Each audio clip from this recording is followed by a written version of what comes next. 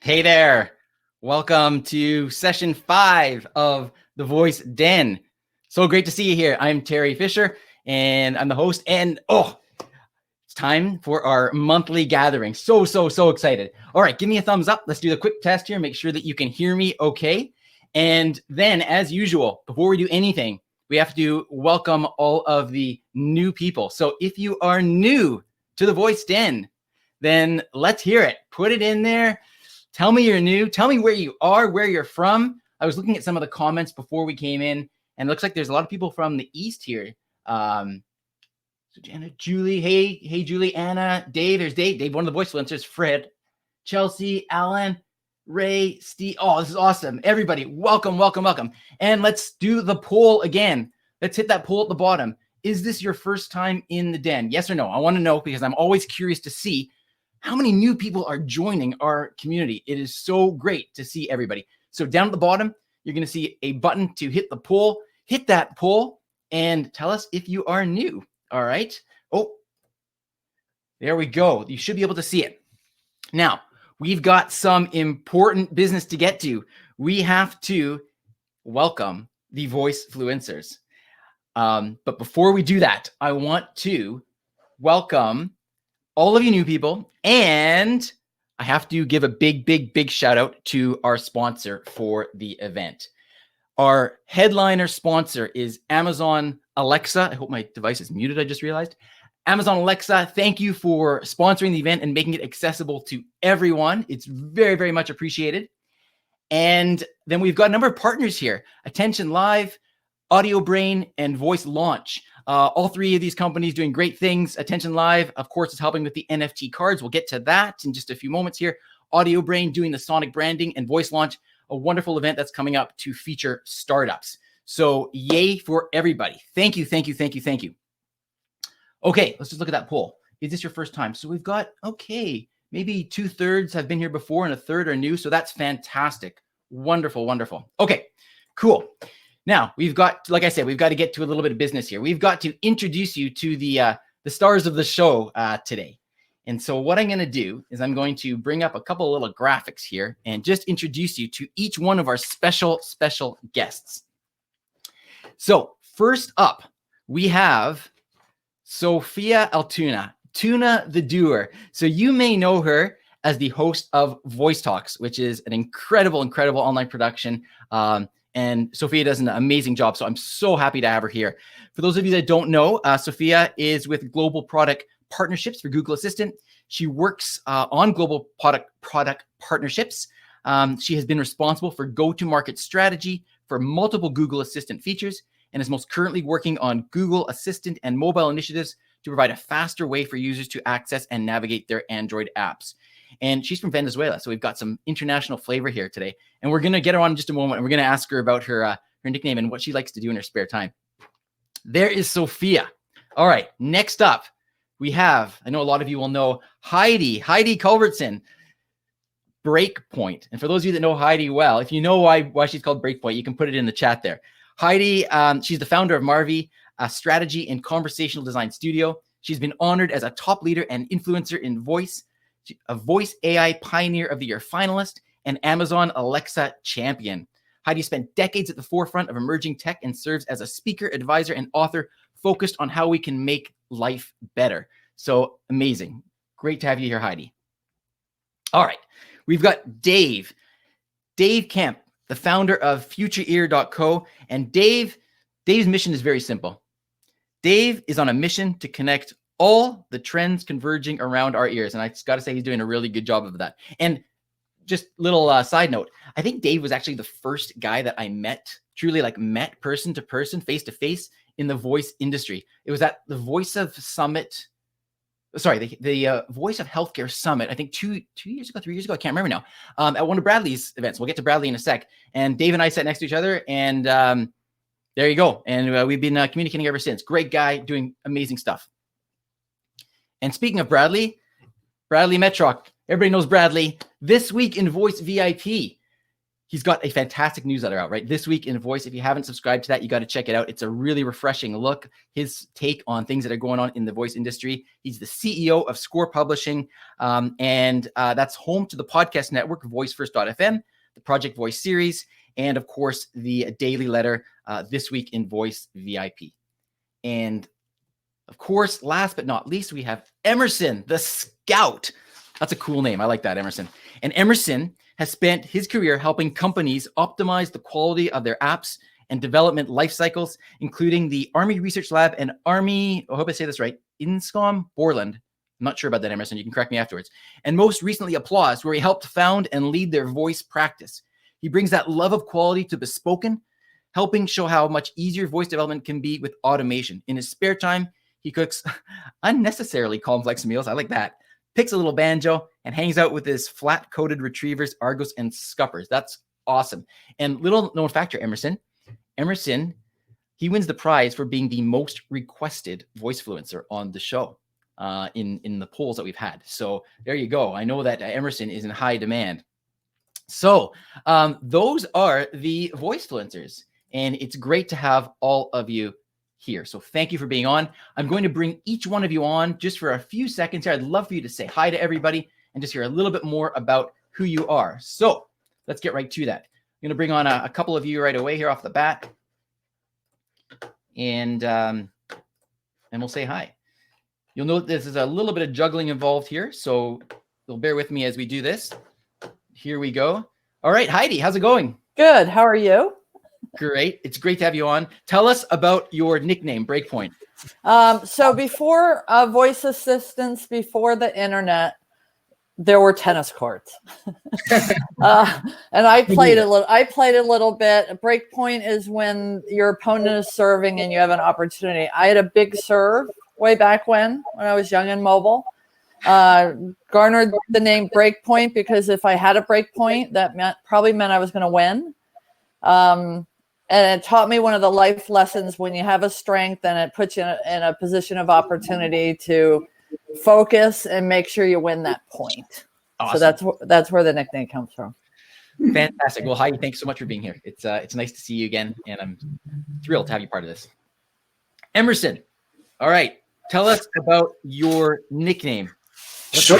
Well, I spent most of my life heavily involved in the Boy Scouts. I have attended 24 scout camps as a child. And then this summer, unfortunately, with everything that's going on, represents the first time in 20 years that I haven't spent my summer at one particular camp, Hudson Scout Reservation on the Eastern Shore of Maryland, volunteering. Awesome.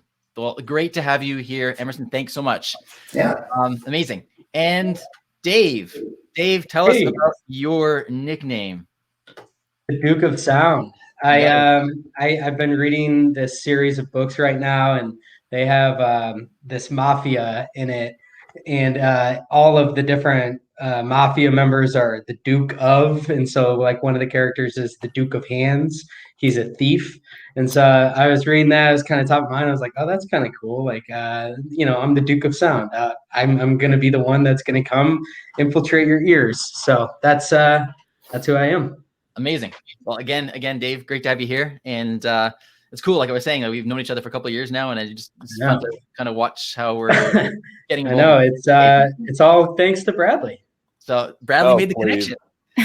Speaking of Bradley, great to have you here. And tell us about This Week in Voice VIP. Teri, thanks for inviting me. And you put something together here that is special. You know, we're all awash in a lot of virtual events right now, and you've managed to create something memorable with a distinct vibe. It's hard to do, so congratulations for that. Thank you. This Week in Voice VIP, it's had a big response. So I thought, you know what, how am I going to get the message across about the newsletter? How about I just make that my name for the Voice Den? Does that work? Works. So One way to do it. yeah. So you know, it's the space is reaching a little bit of maturity now. And I was just reading an article the other day about how some academics and technologists think that amidst COVID, we've accelerated 5 to 10 years ahead of where we otherwise would have been in many different ways. And so as far as voice and AI is concerned, it's ripe for storytelling. And, you know, we've done a lot of things with our business. We've gotten involved on some business development stuff. We've got all sorts of things going on. But the storytelling part of it has had a big response, and we're grateful for that. Fantastic. No, it's really great. Like I said, everybody should be subscribing to that newsletter. And Sofia, pleasure to have you here. Thank you so much for being here. Tell us about your nickname and also how you spend your spare time, because that sounded fun. Yes, of course. At first, +1 to Bradley's comment about this being like such a great and memorable show. So thank you for having me. So my nickname, Tuna, is from Altuna for my last name. So I didn't really get a choice there.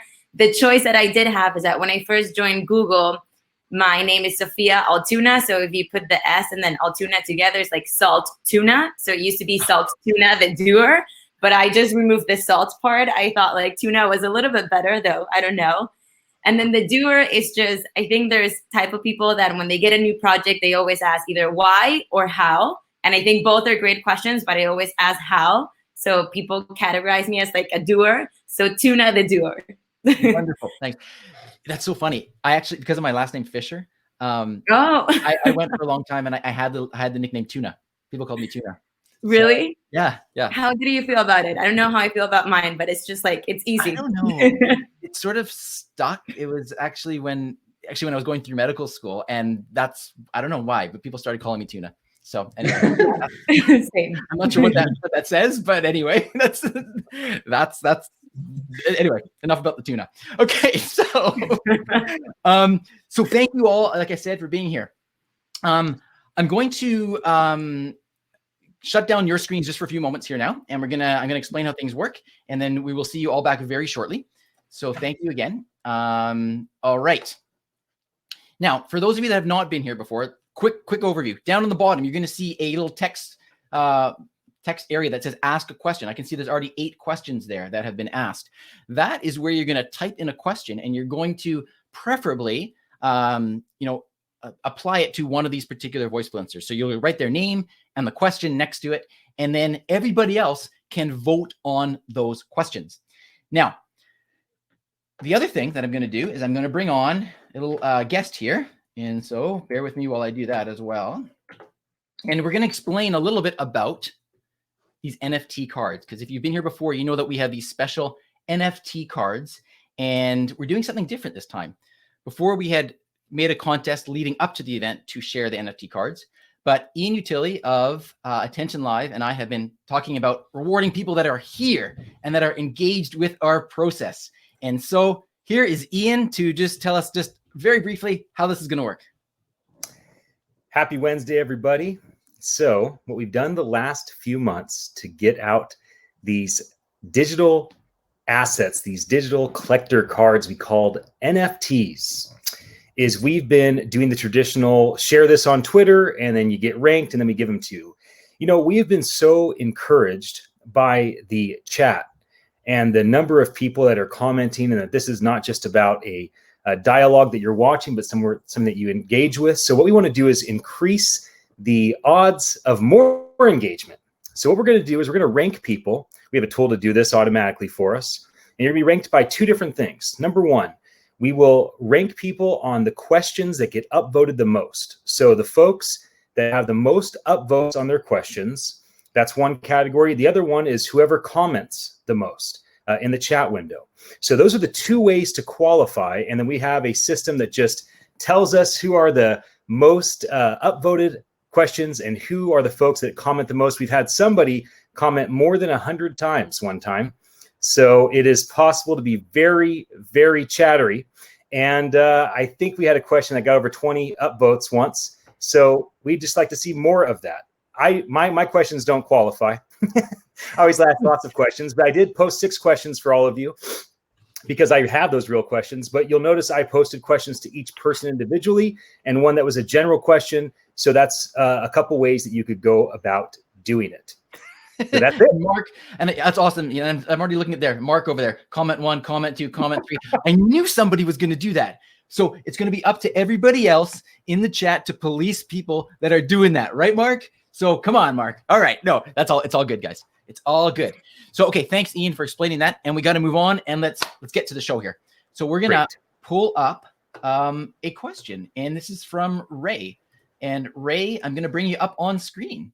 And he says, where will voice tech be in 5 years from now? So we are going to bring up Ray. And I don't know if there was anybody in particular that you wanted to answer this question for you, Ray, but I will bring on, unless you tell me otherwise in the chat, let's bring on Sofia. Hi, Ray. How's it going? Hi, very well, very well. Just Good. Playing some video games here. You guys recognize this, right? You all play with these, right? It's been a while, but I'm dating myself a little bit here. So, yeah. Was there somebody in particular you wanted to address this question to, or is it in general? It's in general. Let me just give a little bit of why I'm asking this. I've had an atrocious record of predicting what's going to be the next big technology. I've kind of said, internet, nah, no big deal. Bitcoin, no, that's not going to work. And cell phones, we don't all need those. So I'm really trying to get ahead once on something. So I'd love to hear anything of what's next coming. Sure. Okay. Sounds good. So I've got Sofia up there. I'm also going to bring up Heidi for this.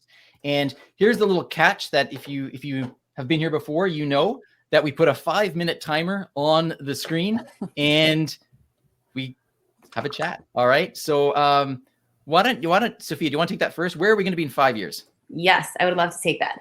So our CEO, Thunder, said that the last 10 years were all about mobile and the next 10 years will be all about AI and ambient computing. So we're 3 to 4 years into that. And I really hope that in the next 5 years, I think we've just been living through an era of so many smart devices, right? Everything can be smart nowadays, but all of those devices don't really talk to each other. It's a little bit fragmented. And I think when you have a bad experience with one device, that can disincentivize people to use other devices. So where I really hope to see kind of voice be in 5 years is sort of move actually a little bit away from this idea of just plain voice, but more being ambient computing. So no matter where you are, you can kind of wake up and your phone proactively knows when you have meetings. You go to the bathroom and then kind of your mirror can give you the news. You get in the car and you can continue hearing those news or hear music. So I really hope that in 5 years, we're in an era where the devices are talking more with each other. They're a little bit smarter and a little bit more proactive. And it's not just really about voice, but about just, even if we see a device, just if I was walking with Heidi and I was seeing her, I don't always have to say hi, Heidi, right? Nowadays, you have to always say hey, I don't want to say it because my device will turn on, but hey, Dee. Right. Ideally, when you look at a device or you tap it or you do something, it should just work seamlessly. So I hope that we get to the point where we don't have to learn to work for the technology, but the technology can just really work for us in a really ambient way. Awesome. That's great.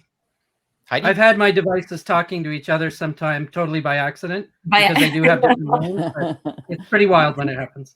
In the future, hopefully it won't be by accident. Heidi, what about you? What do you think?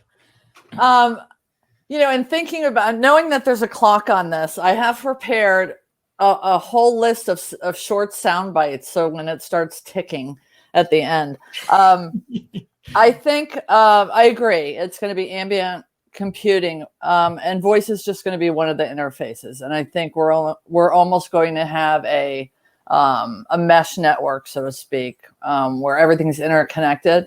But what I think importantly is going to happen between today and 5 years from now is we're going to see solutions that are going to address privacy issues. I think we're going to see more attention paid to the bias that goes into machine learning and AI. I think we're going to see more tools to make it easier to not worry about domain, whether it's an assistant, whether it's in car, whether it's mobile. I think as those things happen and it dominoes, I think then we'll see more interactivity between all the different devices and all the different domains, and also from an operational perspective. Amazing. Great. That's great. Anything else, Ray? Or is that we beat the buzzer? No, it's a great job. Yeah. So this is going to be huge, right? Yeah, Well, I think we're all here because we all have a brain that likes to peek around the corner and see what's coming next. You got it. I feel like the opportunity is so huge. Like we've all grown up kind of seen movies about how a house can really be smart, but we just haven't landed there. So I feel like the opportunity with like voice can be huge of actually having a virtual assistant. Just as we have like Ubers and black cars that can serve everyone, I feel like we could really get to the point where anyone can have an assistant, a virtual assistant. So I really do feel like we're early, but the opportunity is massive. Well said. Yeah, Awesome. and so Sofia, I think you nailed it on the head when you said we'll be at a place where the computers will be working for us, where we won't have to strain to utter the right thing to get things to function. I think that's right on the mark. Spot on. You too, Heidi. But something that I love is that Great question, though. Yes. Well, thanks. Wonderful. Thanks for the answer. Really good insight. Thank you very much, Ray, for the question. I really appreciate that. And thank you for coming on. Okay. All right. Back to the game. Hold on. Don't go too far. You ever play All right. this? You guys play? All right. We'll see you later, Ray. Take care. Bye. All right. So we'll keep you two on there for a moment while we see the next question, and then we can start answering. So this is from Ian. All right. So we're going to invite Ian back on screen here. And his is for Bradley. So I'm going to, I might bump you guys for a few moments here. Okay. Let's bring Bradley up here. Oh, there we go. And so a little bit of juggling here. Is there anybody else in particular you wanted to address this towards, Ian? I asked a lot of questions. The question You bumped Heidi for me. You made the wrong choice. I will. How about I'm gonna bring up Emerson as well, I think, for this one. All right. Perfect. So we'll see you in a bit, Sofia. Okay. Thank you. Yeah. All right. So Ian, well, you kind of had a little quick introduction there, but you just want to give the 10-second intro and set up your question. I'm a father. I have 2 boys. I live in a treehouse. That's about me. Now, the question for Bradley is on the 80-20 rule, with the belief that 20% of your effort equals 80% of the impact. You do a lot of things every day. You do a lot of things every week. It's not about the events, or it's not about the daily or the weekly newsletter. It's not the actual end result. There's a lot of practices that I see you implement on a consistent basis. So my question for you is, are you aware of the area of things that is the 20% of your effort that equals 80% of the impact? Because I think we could all learn from that self-awareness if you have it. That's good. Yeah, I mean, I think about that all the time. And, you know, if I knew the exact answer, I'd be better off. I wouldn't, you know, I'd be in a better spot than I am. You know, I'm happy with what we do. We do a lot of things. We try to be consistent. The fundamental uniting thread across everything we do is trying to understand the perspectives of people working in this space. Who are the interesting people doing interesting things, and the interesting companies doing interesting things, and learning as much as we can about them. The conferences that we do echo that. The newsletter echoes that. The podcast, as we can voice season 5 will be starting soon, echoes that. You know, that's just who we are. And so that's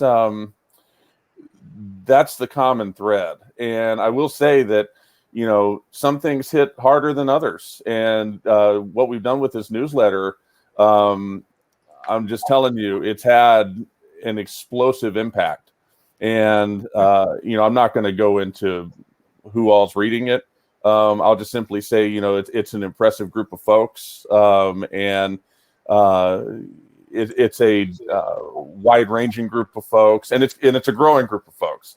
So, you know, we're apolitical about it. We're agnostic about it. You know, it doesn't matter. I never worked for Amazon, Google, any of these folks. We just want to know what who's blazing the trail, you know, and how do we shine a light on what they're doing. And it served us well since 2017. Started doing this 2016, and we got 2 people on here right now talking about how they met at something we did. Like that's a big source of pride for us.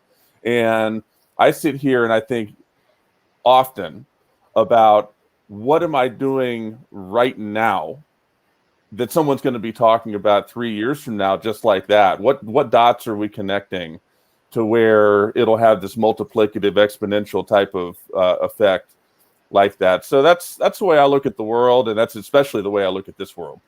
Great. Yeah. And Dave, I was having a little bit of trouble there getting Emerson on. But David, I mean, same thing. I'd love to hear your impact. What are you doing now? Same question.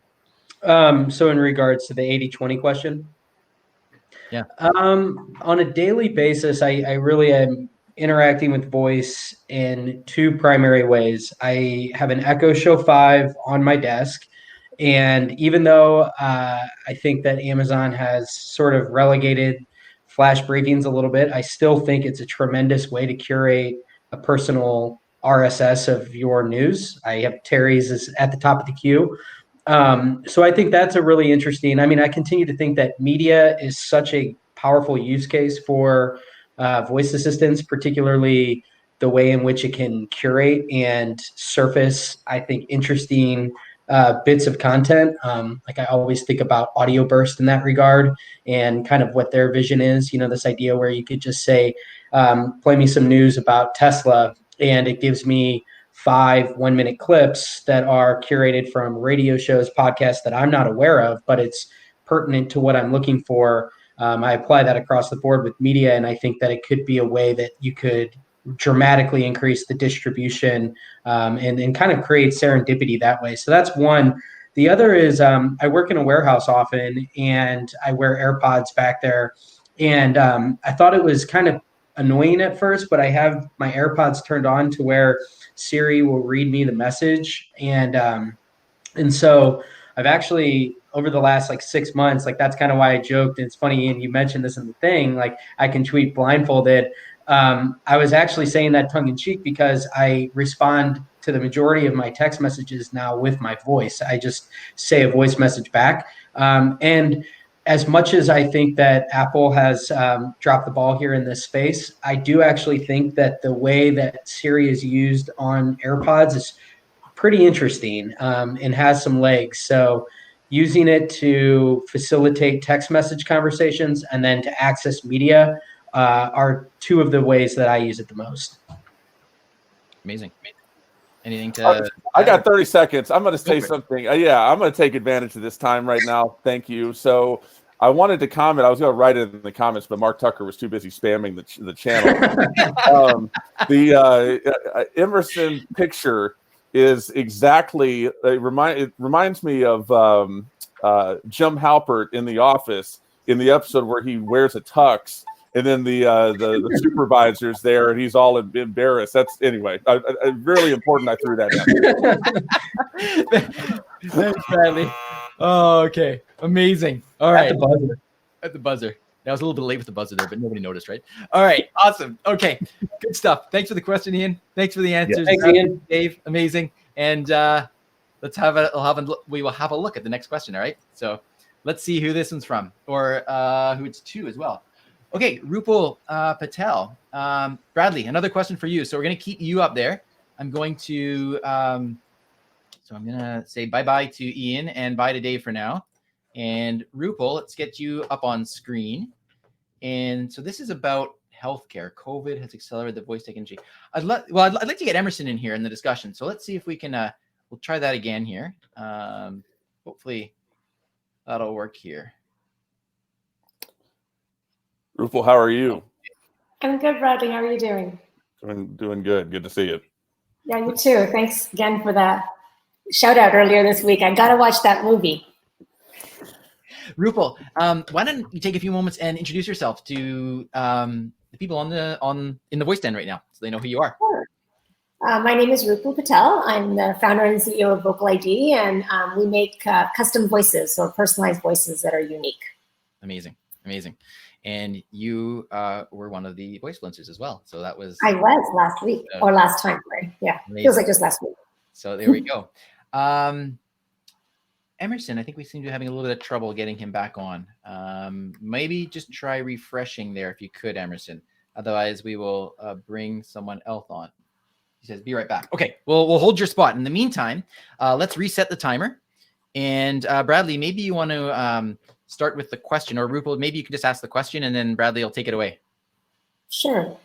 So my question was about the stat you presented at the beginning around the fact that the COVID crisis has really accelerated the voice industry. So are there one or two applications or particular verticals that you're finding? Emerson, mute. Sorry, there we go. That's Darth Vader.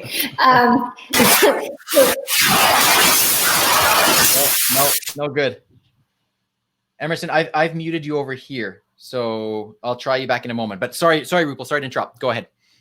That's okay. Yeah, I was just wondering whether there were, either anyone here could say what are some particular verticals or industry spaces that we think are that we thought were a lot farther away that are much closer now, and that are maybe surprising.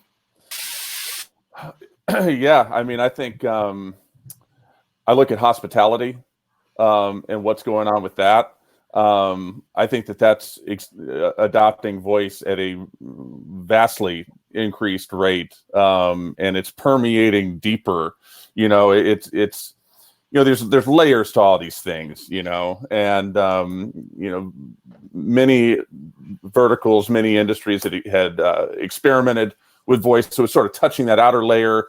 And COVID, it's not only more, it's more and it's deeper. And hospitality is definitely one area. Healthcare, what we've seen with all of these healthcare providers waking up and realizing, hey, we have a real need to convert everything we're doing to digital and really make our operations more flexible and more robust. That's opened a big door for voice and conversational AI to come on through. I was just on a conference earlier today about fintech, and specifically with a whole bunch of credit unions in the audience, and talking about every single industry has different gating hurdles and obstacles that pre-COVID were the excuse why things weren't happening. And one by one, the pandemic has marginalized, or in many cases outright eliminated those. And so, healthcare, HIPAA, just continues to be sort of pushed to the side to allow them to be more flexible. Even in, automotive, there was a lot of progress being made there. That might have actually been at the forefront of voice in terms of any one particular vertical, but there's been a whole lot of ground broken there too. So I don't point to any one in particular. I just, once you go through all the different verticals one by one and you look at why was voice not being adopted more here, or what was the hang up, you're seeing that's been moved aside. But hospitality is the one I'm really keeping an eye on, because their whole industry in many ways depends on it. Cool. Emerson, with your microphone there, I think. Whenever I take you off mute, we get that static there. So I'm not sure if you got another mic or... Sorry about that. Great, thanks. Any other comments on that, Rupal, or any other follow-up? Yeah. Rupal, well, let me ask, while I got you here, I've been on a kick mentioning Vocal ID all over the place. I mentioned it in this week in Voice VIP, and that was very well received, fortunately. And I hope people reached out to you when they saw that and things like that. But I mentioned, I've been on. It's been virtual Lavinapalooza lately, and I love mentioning what you do. You're putting on a real show in terms of how to use voice and just for great impact Really, it's a great illustration of, because when people think about voice, they like to think about Alexa and Google Assistant, this sort of call and response and these things that they see all the time. Vocal ID is one of the examples I'm starting to hold up every single time I talk, just about, hey, it's way deeper than that. It's way more meaningful to people than that. It has much more to do with accessibility than that. And so keep doing what you're doing. So I just want to throw that in there. So appreciative. With 15 seconds left, I would say one thing that I've seen that's been extraordinary is the enhancement and modernization of IVR and customer call centers as a result of people needing to be remote. Companies are making huge investments in it, and the opportunity is huge to make them a lot better. I want to talk to you about that later. That's great. All right, you guys got to exchange information in the chat, but amazing. Okay, and I'm glad we got you loud and clear now, Emerson. That's awesome. Excellent. Rupal, thank you so much for your question. Awesome answer, Bradley. And here we go. Let's move along. All right, amazing. Emerson, okay. did you hear me say your tux picture is like Jim Halpert in The Office? I did, yeah. And I said if I get the opportunity to go into action movies and TV shows afterwards, then I'll take that as a great thing. That's good. Amazing. Thanks, Bradley. I'm inviting on Bob Stolzberg for the next question. All right, we'll see you in a bit, Bradley. Yep. Thank you, Terry. And he's got a question about sort of use cases that we have seen. So let's bring on. I'm going to bring back up Sofia here. So there we are. And Emerson, why don't you stay up here? We'll get your take on this one as well. And here we go. Read it on. Hey there. How's it going? Why don't we get you to introduce yourself? Hey guys, I'm Bob Stolzberg. I've been in the voice community for 3-4 years. You can go to voicexp.com to learn more. Find me on LinkedIn. But I had a really cool question for the Voice Den panel members here. Let's go. We talk a lot about use cases that have been around for a while, but I see so much innovation coming out, and just wanted to ask, what are some of the cool new favorite things that you've seen voice do? Tell a story around it. Emerson, take it away. Sure. Yeah. Well, to continue on the point from the last question, I think the coolest expansion of what we would consider modern voice into an existing space is what people are doing with things like Twilio, with Dialogflow, with Amazon Connect, and now Microsoft, as of the announcement they just made for their conversational cloud capability, is bringing true NLP based systems to these just god-awful, painful legacy IVRs. And I think everybody's had some kind of miserable experience where they're trying to call in to pay their car insurance or something, and it doesn't understand what they're saying or doesn't recognize the touch tones. And that is something that, Sofia, you and your team, obviously the other players in the space really, really excel at. And so when there are critical use cases, when lots of people are stuck at home, when you have an opportunity to make a really significant positive impact on customer satisfaction, it really does represent then a sort of a generational shift from everything that people had done in the space. Not to mention then obviously the cost savings benefit, the reduced wait times that people will have on the line, all of those kind of classic benefits. Awesome. Sofia? Yes. So for me, we launched something that I was really excited about. So I'm a big, obviously, Google Hangouts user, and we do so many of our meetings through Hangouts. So we launched the ability to actually join a meeting through the smart display. So that is a real game changer for me, because sometimes during lunch, you're cooking, and I feel like nowadays it's totally okay to kind of cook while you're in some meetings, but that way I can actually do it in a really, really great way. Another thing that I'm excited about that I'm starting to see a little bit on is really voicifying the mobile experience. So when doing voice talks, one of the things that a lot of people, a lot of the viewers were submitting was when are we going to be able to voicify more the mobile experience? We talked about how kind of voice is good in this new era, that you're not necessarily having to touch things that are communal, like turning on and off your lights, because that can help us avoid the spread. But your phones, right? Your phones have so many germs and are so dirty. So when are we actually going to be able to voicify that experience? So I'm starting to see more of that happening a lot. I'm a big texter via voice, either voice to text or just sending voice notes. But now I'm seeing like more ways for people to actually just like say like, hey G, send a text to like Emerson on WhatsApp, and kind of being able to navigate my phone a little bit more with voice, which feels to me a game changer. The traditional way of navigating a phone right now is like, say that you want to buy something on Amazon. You have to go find the Amazon app, you click on it, you have to search for something.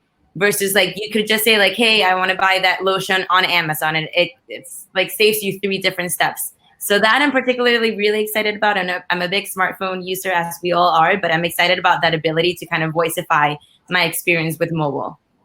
Amazing. Awesome. Thank you. Any other comments? I don't have a car in New York City, but if I had a car, I would also be really excited about it, all like the stuff that you're now going to be able to do while driving. Are you hinting at some secret stuff we're going to hear about at the developer days next month? I was thinking that people in the US on average spend like 4 hours in the car driving. I don't know, obviously with COVID, no, and maybe post-COVID, people don't feel the same need to commute, but I feel that that is really like idle time. And I was hearing that, you know, a lot of the people, when you order Starbucks, you order it when the light is red. So now I feel like with a lot of stuff that's coming on auto, and a lot of stuff that already exists on auto, just making it a little bit better, you're going to be able to do a lot of more things while driving, which is something that I'm excited about for the people that drive and maybe when I leave New York City. But amazing. I see John in the chat said, what's Bob's answer on this? What do you I have to give props to the guy up above me. I see a lot of businesses integrating voice services like text messaging, voice, and using skills and actions as a way to have top of funnel and then switch to other channels. You know, an example is with like the state of New Hampshire elections, you can ask questions like, where's my polling place? And it'll text you a PDF file with the addresses of polling places so you can find it. But my favorite thing I see some people do, and I just got into fitness, and I see trainers coming out with skills that help people exercise without having the trainer. So like, you know, they tell you what to do and you don't have to pay them to be on Zoom. You can just run the skill and have a fast workout that way. So that's a cool use Bob, case. do my wife a favor and send a link over to that to me. You got it, sir. Thanks for having me on, guys. I appreciate it. See ya. Awesome. Thank Awesome. you. Bob. Good to see you. Good to see you. All right. Amazing. Amazing. Okay. We're moving along here. Time is flying. Okay. Next question. We're going to bring up, who do we have here? We've got Ian there, and we've got Julie. Julie, I'm going to bring you up. You're going to get an invitation here to come up on screen. Oh, so let's jump back to Heidi and Dave. So Emerson, Sofia, thank you. We'll see you in a bit. All right. Yeah. And let's bring back up. Here we go. Heidi and Dave. There you are. Okay. And everybody should be popping on screen in any second here. Wow. Okay, time flies. Here we go. See if we can get another couple more in if we can. All right. And here we are. Hey, Julie. Hey, Julie. How's it going? Hey, guys. What's going on? Hi, Julie. Julie, So did you want me to ask my question? I want you to first tell everybody who you are briefly, and then go ahead and ask your question, and we'll get into it. Yeah, my name is Julie Daniel Davis, and I do the podcast Voice in Education. And so my goal is to just help educators and ed tech enthusiasts really look critically about the intersection of voice and how it impacts education. So that's me. What's your question? So my question is, in the last few days, we've heard about Google buying some third-party actions and Alexa buying some third-party skills, rather big ones. We're looking at Bamboo Learning and also looking at Matchbox.io. Wondering your thoughts on that. Is this something new that we're beginning to see? And what does that mean for third-party developers, do you think? Who wants to take that first? Ladies first.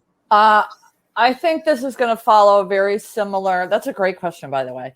I think it's going to follow a similar path that happened in the early mobile app world.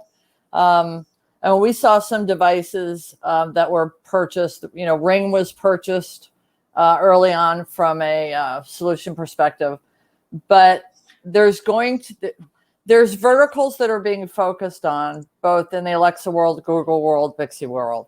And there's weighting happening on, do we want to build this as a native feature and capability, or is it easier to, purchase and do an acquisition? So I think we're going to see more of it. I don't think it's the best way for third-party developers to monetize what they're doing. I think that's a long shot. But I see it as quite a positive. Can I jump in here just for one sec? I think what the question's referring to is something that Bradley was writing in his letter. Right. Yeah. Just realized that. But you know what? When I read that, and I should bring Bradley up here too in a sec, but when I read that, please do. That is what I thought. I thought, oh my goodness, all these things just broke. I actually believe that. I had to read that like 3 times before I realized, these are like his thoughts on what to be having. Sarah with Matchboxes there in the chat. Anyway, nevertheless, it's a great question about these big companies potentially buying up. I think it's a really interesting kind of like thought experiment. The first thing that come to my mind with this is actually Food Network Kitchen. And you see now that I'm not sure if we'll see necessarily full-blown acquisitions, but I could see these really tight-knit partnerships. So like I know with Food Network Kitchen, it's almost like a first-party integration, so that when you actually buy like a Fire Stick or in one of the new Amazon Echo shows, it's like pre-installed on there. Mm-hmm. And so I think that could be a really interesting way in which they basically highlight some of the best third-party developers out there to because I think it always boils down to awareness. I think that the third-party developers are always starting off with 2 strikes because they don't have the broad-based awareness that the first-party skills and actions have. And so I feel like this idea of maybe more of the leading the horse to water and guiding new users in that very first unboxing, the first time that they've used it, and steering them toward like, you can do these great things. I think that would be a really interesting way that you could sort of kickstart some of the awareness towards some of these awesome skills that exist. You could apply that to Matchbox and any of these other awesome groups. Yeah, and it's always about how you manage other people's feet on the street and what their reach is. How you're going to bundle a service so it becomes a one and done solution. And we're going to see more channel partners and some of those type of channel development happen because that's the best way to get reach. It's always the best way to get reach is to leverage the companies that are already embedded in a space or a vertical. And I think we're going to start to see that. And I think that's the main reason some of the skill companies and the action companies are going to be purchased is for penetration. Awesome. Yeah, it's like a lot of people in the chat are saying content. I think that's the name of the game is more engagement, more types of ways that you can use it. Bamboo is fascinating. I mean, making people aware that this can be a remote learning type tool, it just changes the whole perception of why you'd own one of these devices. Awesome. Pete. Thank you very much for it. I love that buzzer. Thank you very much for the question, Julie. And thank you for coming on. And thank you for the answers. And let's see what we got going on here maybe we can get one more question in. And I think this one is from Andrea. So Andrea Tucker, I'm going to invite you on. Thank you for being here, Julie, again. See you soon.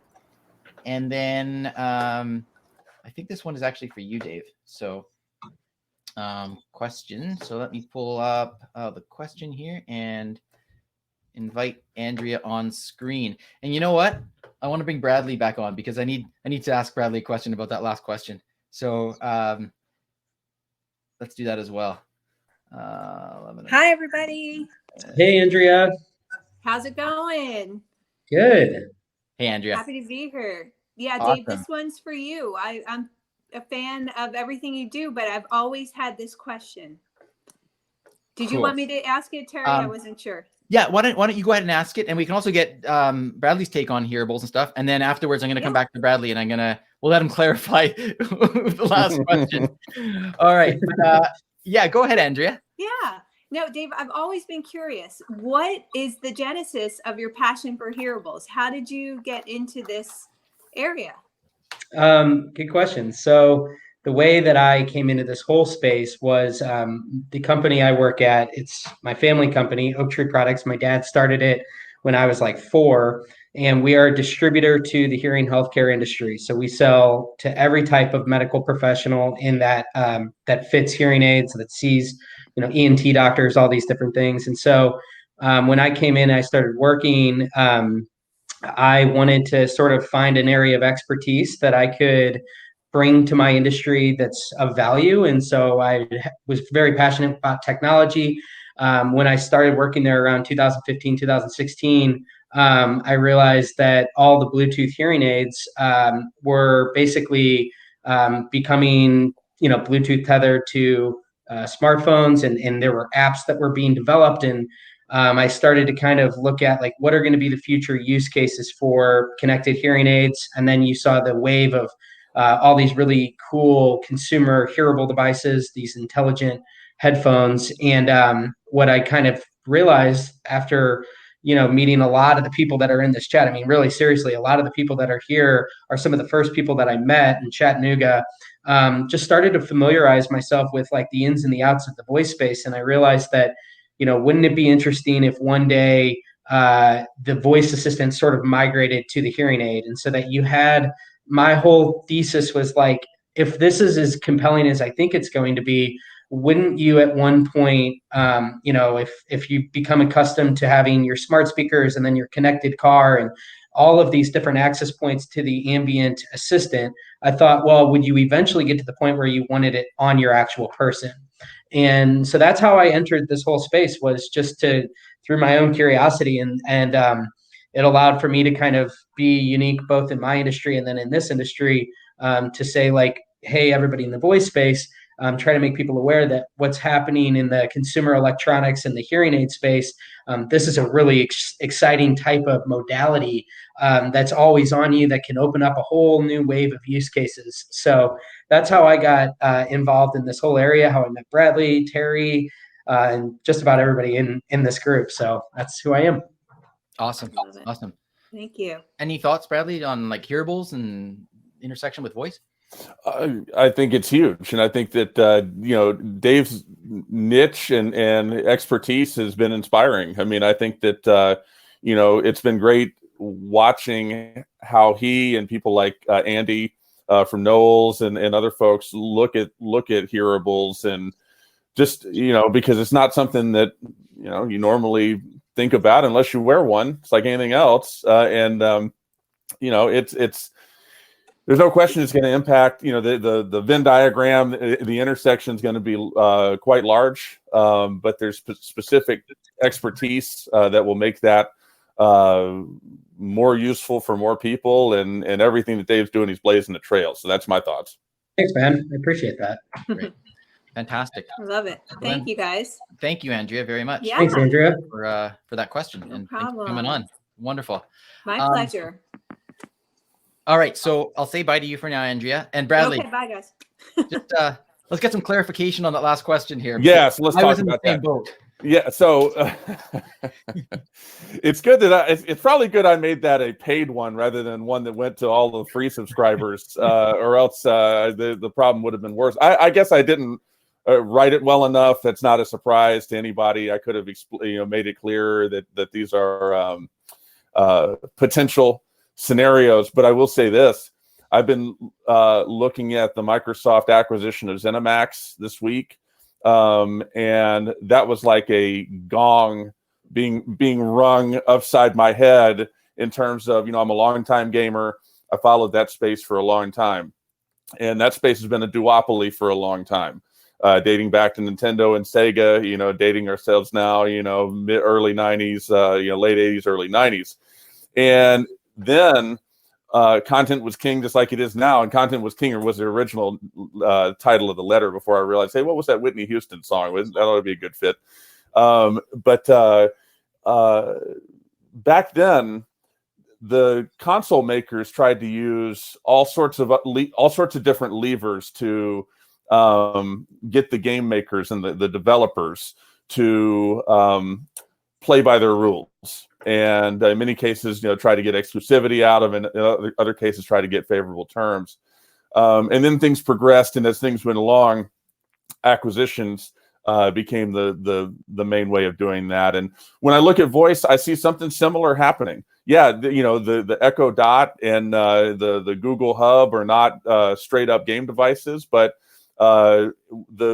what you're seeing from Amazon and Google is definitely the beginning of a duopoly. If Samsung and Apple can insert themselves in there, then maybe we have a different conversation. But when you look at that graph from VoiceBot that shows market share of smart speakers, it's a telltale sign when what comes from one goes straight to the other without it flowing to any of the other players. So, the thought of the piece was that there's only so many great content developers in this space, period, in the sentence. There's only so many. And to me, it would be advantageous. These companies are sitting on a lot of money, and there's a lot riding on every little half a percentage of market share that they can squeeze away from the other one. And so when you look at a Matchbox, when you look at a Bamboo, when you look at a LabWorks, when you look at some of these companies doing really innovative stuff, it's like, if you recall, back in 2017 into 2018, there wasn't much M&A activity going on. And then Adobe bought SaySpring, and then that sort of sprung everything. I think you may see the same thing with content. Did I get it? I got it in just in time. Just in the buzzer. All right, good. Well, at least we've had a chance to clarify that. So amazing. Awesome. Okay, wonderful. This has just flown by, and I do have a couple of announcements. So we may go over just a few minutes here. I hope that's okay. A couple of big announcements to make. So thank you, Bradley. Thank you, Dave, for coming up on screen here. I'm going to close those screens for a few moments here, make a couple announcements, and cool. from there. All Thanks, right. Terry. Okay. Thanks, Terry. No worries. All right. So first of all, I'm trying to think where to go first. I got a couple announcements. First of all, if you're not part of our Discord channel, then make sure that you do join that, because last time we had some fun. We had like a little after party on Discord. And so you can come and join us there. I just put the link in there right now. So that's that. Now, we have some business to take care of for session 6. Who are the Voicefluencers for session 6 happening in a month's time? Well, let's have a look. Here you go.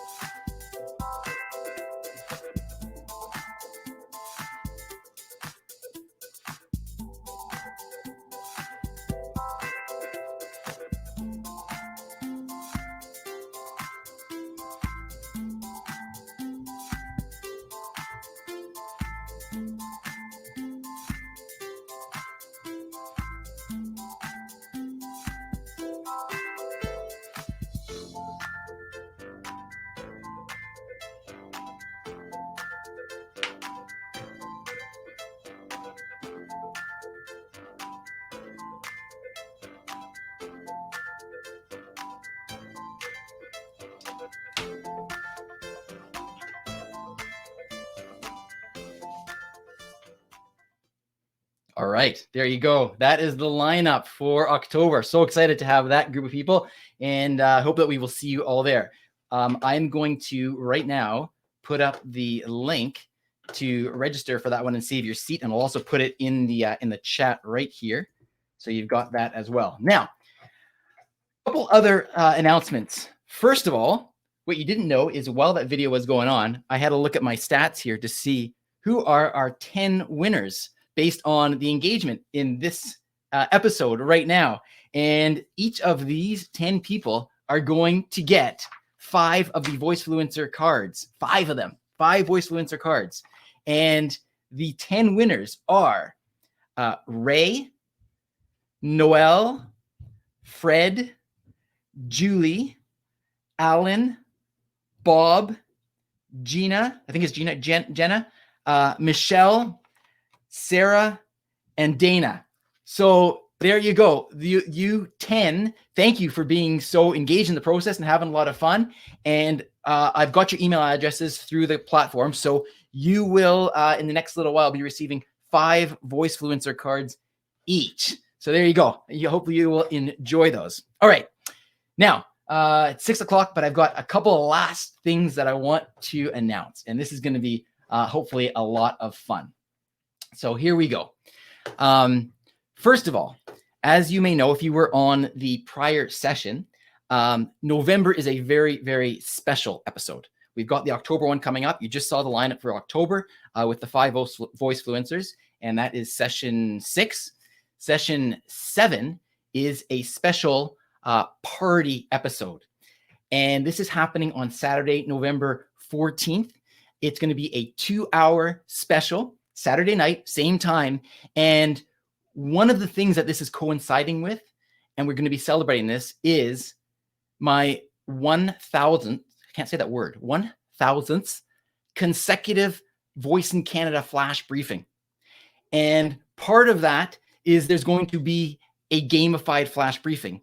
And this is all going to come together, a combination of the Voice Den flash briefings, a huge game with all kinds of prizes, surprises, and lots of fun happening on the Voice Den on Saturday, November 14th. Saturday, November 14th, excuse me, actually happens to be the day of my 1,000th flash briefing.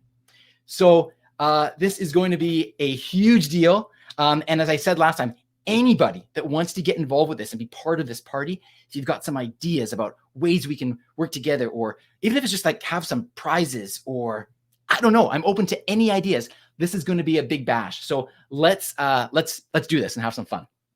So that's the first thing. And my final announcement, I think, I've checked my list here. There's so many things going on.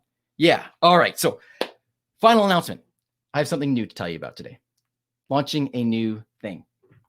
Now, as you may have guessed, I love bringing the community together. I love doing all of this kind of stuff. And this is great because we get to feature the Voicefluencers, and you get to come on and you get to chat with them. But I was thinking about a way that we can really feature not just the Voicefluencers, but everybody in the community, everybody, so that we can work together and really push the voice industry forward as a whole. And if you've heard me speak about this in the past, I feel that voice is the next operating system. And I've gone into that in the past. We can talk about that later. You can message me or whatever. But voice, as far as I'm concerned, is my operating system. That is how I work. I work by my voice. And so what I am launching today is a campaign called Voice is My OS. And if you feel that voice is your OS, and it could be your OS for many, many different reasons. There are so many different reasons. What I am doing is I am starting a social media campaign where anybody who would like to submit, basically we need their picture. They can actually choose the color, as you'll see. And we just get a quote, Voice is my OS, and you fill in the blank. Voice is my OS because, and you'll see some examples. And then we'll take care of the rest. We're going to create a professionally designed graphic, and you are going to get to share it out wherever you like. And I'm going to show you some examples of some of the first people to become part of this campaign. And so let me bring this back up. Here we go. So a couple of Voicefluencers. Here we go. Here's the first one. Emerson. Voice is my OS because it paves the way for seamless human-computer interaction, from Emerson. Voice is my OS, Dave, because speaking is social and we're a social species. Here's Audrey. Audrey, who did the sonic branding with Audio Brain. Voice is my OS because my voice conveys my meaning better when my emotion can be heard. Noel. Voice is my OS because being an advocate for inclusion and accessibility means giving everyone a voice. Mark Tucker. Voice is my OS because solving social injustices starts with a conversation. Ian. Voice is my OS because it allows me to move at the speed of speech. And so there you go. There's a sample of these voice is my OS graphics. And the way this is going to work is you simply go to voiceismyos.com. It's a new website, and there you will see a button. And literally, when you hit the button, it'll take you to a Google form. You put your name, you put your company or Twitter handle, you upload a headshot, you choose the color. There's about 20 different colors that you can choose from. Of course, your quote, and we will produce that graphic for you and put it out there. And you will be able to use it wherever you want. The hashtag, obviously, is voiceismyos. And this starts today. And I am thrilled to really feature everybody. And this is the first place that I'm announcing it. So as I said, if you saw some of the social media leading up to this, it's going to be first come, first serve. Everybody here on the Voice Den right now, you get first dibs. So these will be processed just in the order in which they are received, and we will just get them out. So if you want to do it, you can go to voicesmyos.com. It is ready to go, ready to launch, and I hope that you will take advantage of it. I'm seeing lots of people saying they're in for it. They're in for a t-shirt. Just wait. We're one thing at a time. There may be some merchandise, just saying, maybe that comes up at maybe around November 14th, around the time of, let's say, just maybe a party. There's lots of stuff in the works. So this was, anyway, thank you to everybody else that put in their the graphics initially before this even launched. I really appreciate that. So we could really kind of showcase it. I think I'm done speaking. So finally, I just need to say a big thank you once again to all the Voicefluencers, all 5 of you. Thank you so much to Sofia, Heidi, Dave, Bradley, Emerson. This wouldn't have happened without you. Thank you to everybody that was part of the show. Remember, come meet us on Discord for the after party. I'm going to put that link in one more time here so that you can join us there. By the way, if you want to save a seat for the party episode, there is the link for the party episode as well. And that's it for this evening. Thanks for sticking with us a little bit longer, and we'll roll the credits. See you next time.